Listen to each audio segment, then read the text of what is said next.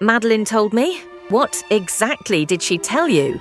That you like choking and calling women names in bed, yet you're still here, asking me to kiss you. He says that he loves her. I'd never raised a hand to a woman outside the bedroom. But I'm not even convinced that this man likes her. I was his toy. This man is disgusting. To a potential future kidnapper. Want to torture me? And he should be in jail. Make me reread this with... Are 12 million people obsessed with smut? If not, then why did they buy a book that starts with the dedication, "Mom, if you're reading this, turn back immediately. There are scenes in here that will scar you for life." And true to its words, this book is unhinged. So as someone who has read and read some more, here's the book opens with our female lead Ava stranded in a thunderstorm when her brother sends a certain someone to pick her up. That certain someone is an absolute alpha, giga, chad, drop dead gorgeous. And also, did I mention super rich with a ton of money that he inherited from his parents? But trust me, he didn't need that money because he's an absolute genius with an IQ of 160, so he became a multi-millionaire before he could even vote, and he doesn't feel any emotions at all because feeling his emotion is gay. I mean, isn't he just a wet dream come true? His name is Alex and he has to take care of Ava because his best friend asked him to. And both Ava and Alex despise each other from the start. Until they don't. I have a theory. Ava somehow gets under Alex's skin. Jules said, "We should see how far it goes. How much can she make him feel?" I call it dramatic pause, Operation Emotion. Hear me out. We all think Alex is a robot, right? We come up with a list of emotions and you try to make him feel each one.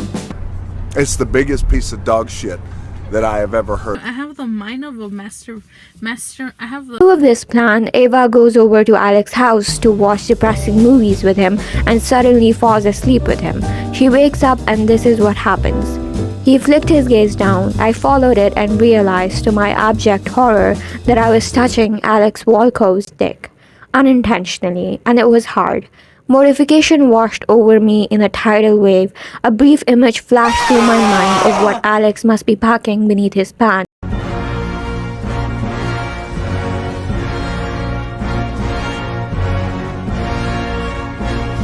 Clearly, Eva was falling for Alex, but his bitter ex warns her that he, for lack of better words, goes Christian Grey, 50 Shades of Grey in bed. Please, you look like the type who expects tender kisses and sweet nothings in bed.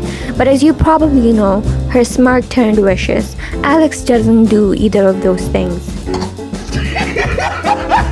No kissing, no face-to-face contact. I said, matching the blonde's honey-laced poison. He just doesn't like looking at you during sex because he's never had that problem with me. Basically, he's this normally.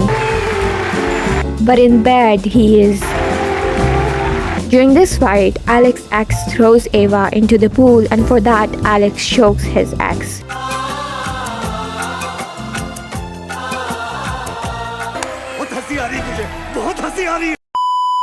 Both Alex and Ava are the perfect pair bonded by trauma and a dark past, but this couple pales in comparison to A Couple in a Thousand Splendid Suns, a book in which a 15-year-old girl gets married off to a 60-year-old man set in Afghanistan during a turbulent war-ridden time. So this video is going to take a sharp U-turn down a very dark road. Click off now if you don't want to be deeply disturbed, and spoilers for the book. Layla is a 15-year-old girl who has been scoring first position in her class consecutively owing to the tuition lessons from her father, who considers her education of significant priority above all else. You're a very, very bright girl. Truly you are. You can be anything you want, Layla. I know this about you. And I also know that when this war is over, Afghanistan is going to need you as much as its men.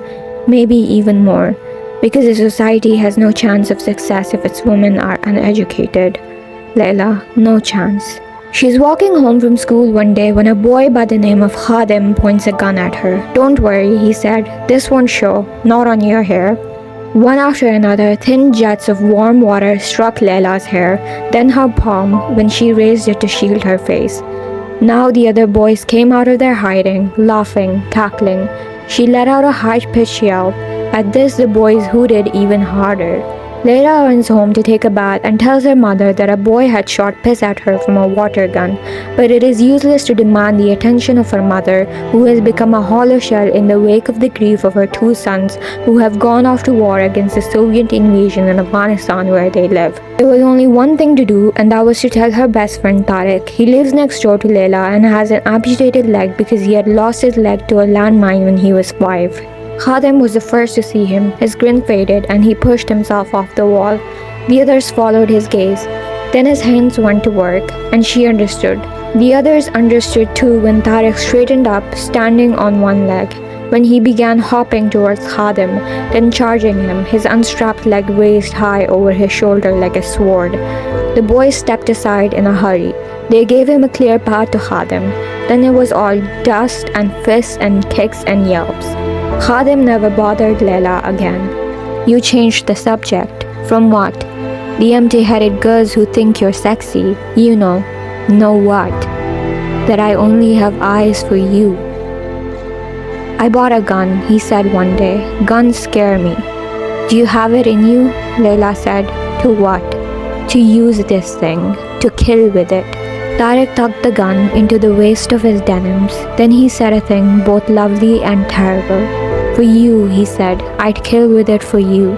The war becomes so intense that Tariq has to leave Afghanistan, whereas on the other hand, Layla's family, because of her mother's determination to see the war through for her martyred sons, cannot leave. A groan came out of Layla, then a wail, and then she was crying. And when he went to wipe her cheek with the pad of his thumb, she swiped his hand away. In the coming days and weeks, Layla would scramble frantically to commit it all to memory. What happened next? Like an art lover running out of a burning museum, she would grab whatever she could. A look, a whisper, a moan, to salvage from perishing, to preserve. But time is the most unforgiving of fires, and she couldn't, in the end, save it all. Still, she had these. That first tremendous pang of pain down below. The slant of sunlight on the rug, her heel grazing the cold hardness of his leg, lying beside him, hastily unstrapped, her hands cupping his elbow, the upside-down mandolin-shaped birthmark beneath his collarbone, glowing red, his face hovering over hers, his black curls dangling, tickling her lips, her chin, the terror that they would be discovered, the disbelief at their own boldness, their courage, the strange and indescribable pleasure interlaced with the pain, and the look, the myriads of looks on Tariq, of apprehension, tenderness, apology, embarrassment, but mostly of hunger. Tariq tries to convince Layla to leave with him, but she cannot leave and abandon her father. However, after 17 days of Tariq leaving, Layla's mother is persuaded to leave Afghanistan, but as they begin packing to leave, a bomb hits their house and the collateral is Layla, badly injured and wounded, now an orphan without the security of a father who had been her champion. Rashid, their neighbor, who is a 60-year-old man married to a 33-year-old woman, Mariam, finds her in the rubble and takes her into his house so she can heal. Therein, Layla is visited by a man who tells her what happened to Tariq. Your friend, he was very badly injured, you understand? He had rubber tubes coming out of him everywhere. At first, he cleared his throat. At first, I thought he'd lost both his legs in the attack. But a nurse said no, only the right. The left one was on the account of an old injury. There were internal injuries too. They'd operated 3 times already, took out sections of intestines. I don't remember what else. And he was burned, quite badly, and that he had fought valiantly and in the end died. At the same time, Rashid tells his wife, Mariam, no food, no water, not a rupiah in her pockets, bullets and rockets flying everywhere. How many days do you suppose she'll last before she's abducted, raped, or tossed into some roadside ditch with her throat slit, or all 3? So the only solution that he sees to this dilemma is for him to marry Layla. And Layla says yes to the marriage proposal because she has Tariq's baby growing in her belly. There would come a day when the details of his face would begin to slip from memory's grip. when overhearing a mother on the street call after her child by Tariq's name would no longer cut her adrift. She would not miss him as she did now when the ache of his absence was her unremitting companion, like the phantom pain of an amputee, except every once in a while, when Layla was a grown woman, ironing a shirt or pushing her children on a swing set, something trivial, maybe the warmth of a carpet beneath her feet on a hot day, or the curve of a stranger's forehead would set off a memory of that afternoon together, and it would all come rushing back. The spontaneity of it, their astonishing imprudence, their clumsiness, the pain of the act, the pleasure of it, the sadness of it, the heat of their entangled bodies. It will flood her, steal her breath.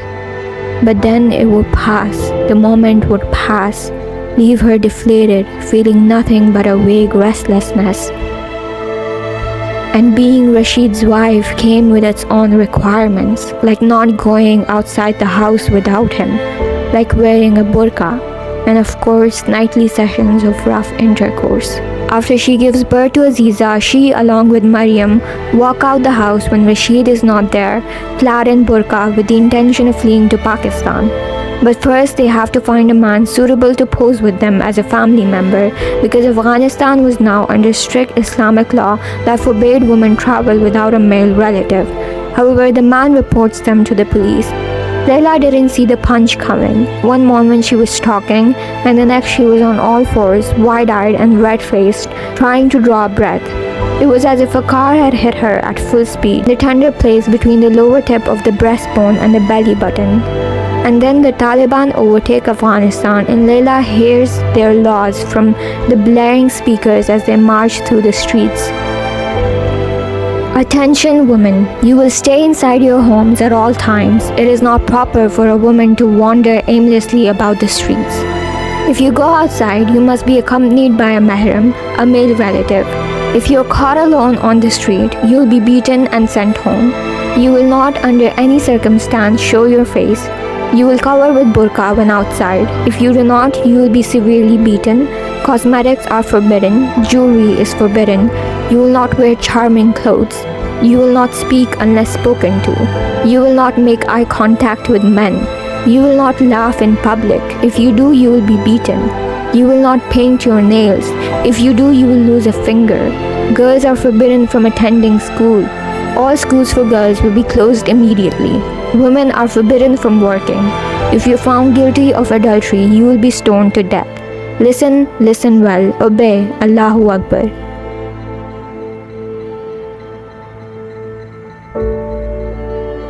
They can't make half the population stay home and do nothing, Layla said. Why not? Rashid said. For once, Maryam agreed with him. He'd done the same to her and Layla, in effect, had he not. Surely Layla saw that. And then, at last, a man walks into Layla's house. A man she hasn't seen since childhood. A man she had thought dead. Tariq. And she finally realized that the man who had come reporting to her years ago had been hired by Rashid to lie to her so she could marry him. Almost 10 years had passed since they had seen each other. Layla's mind flashed to all the times they'd met in the alley, kissing in secret. She wondered how she must seem to him now. Did he still find her pretty? Or did she seem withered to him, reduced, pitiable, like a fearful shuffling old woman? Almost 10 years.